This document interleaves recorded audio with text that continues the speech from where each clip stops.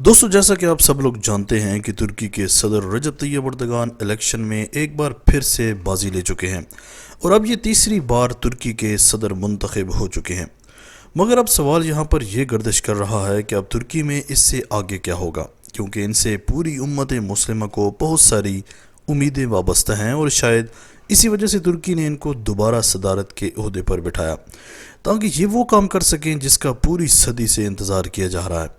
दोस्तों, इन्होंने अपनी आखिरी तकरीर में वो कौन सा बड़ा इशारा दिया जो कि अमेरिका और दीगर मगरबी मुल्कों के लिए एक डरावना ख्वाब बना हुआ है। दोस्तों, वीडियो को मुकम्मल देखिएगा और अगर अभी तक आपने माजिद टीवी को सब्सक्राइब नहीं किया तो जल्दी से इस चैनल को सब्सक्राइब करके बेल आइकन प्रेस कर दें।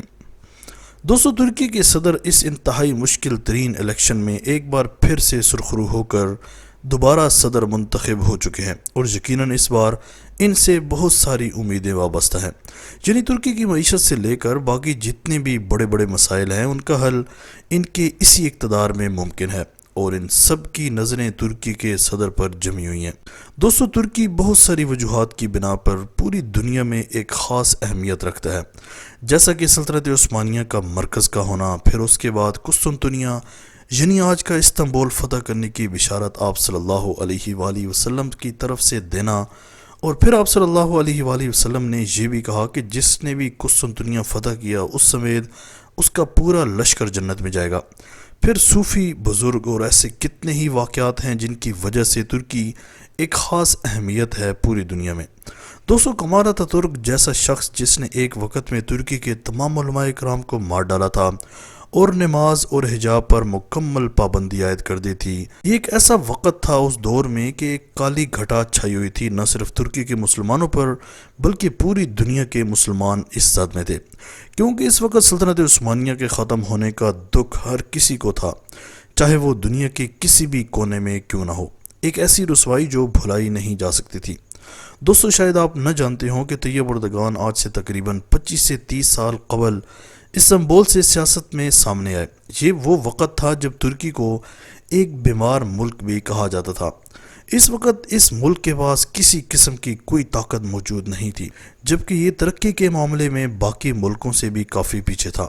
इन्हीं सब चीज़ों को देखते हुए उस वक्त तैयब अर्दगान ने मेयर का इंतखाब लड़ा और वो इस्तांबुल जो तैयब अर्दगान से पहले जिंदगी का ढेर बना हुआ था, इन्होंने देखते ही देखते इस शहर में ऐसे ऐसे काम कराए कि वही इस्तांबुल पेरिस की शक्ल इख्तियार कर गया और इसके बाद इस मुल्क के लोगों के दिलों में तैयब अर्दगान ऐसे बसे कि आज तक न निकल सके। इसके अलावा तैयब अर्दगान ने दीन इस्लाम के लिए बहुत काम किया और बेहतरीन लीडर बनकर सामने आए। इनकी बढ़ती हुई मकबूलियत को देखकर इनके खिलाफ साजिशों के अंबार लगा दिए गए, लेकिन उन्होंने हार नहीं मानी और इसी तरह दुनिया की आंखों में आंखें डालकर शाम और फ़लस्तीन के हक़ में आवाज़ बुलंद करते रहे। दोस्तों, वो सबसे बड़ी वजह कि जिसका इंतज़ार किया जा रहा है और जिसका इशारा इन्होंने अपनी तकारीर में भी किया है वो है सल्तनत उस्मानिया का दोबारा राज। जी हाँ दोस्तों, वो सल्तनत उस्मानिया कि जिसका चर्चा पिछले कई सालों से किया जा रहा है, क्योंकि आपको पता है कि जो 100 साल कबल सल्तनत उस्मानिया के ख़त्मे पर मुआहदा किया गया था, जिसको लोज़ान का नाम दिया गया था, मुआहदे के तहत तो इसका 100 साल वक़्त इसी साल यानी 2023 में ख़त्म हो रहा है, जिसका पिछले 2 सालों से काफ़ी ज़्यादा जिक्र सामने आ रहा है।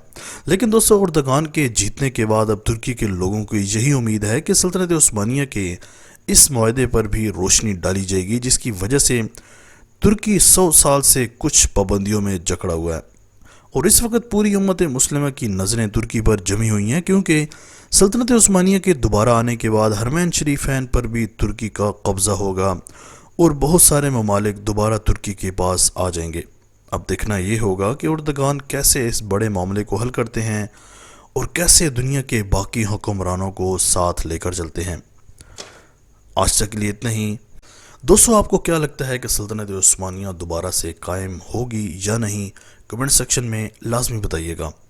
इसी तरह की अमेजिंग वीडियोस के लिए माजिद टीवी को सब्सक्राइब करके बेल आइकन प्रेस कर दें ताकि माजिद टीवी के आने वाली हर वीडियो की नोटिफिकेशन आपको आसानी से मिलती रहे।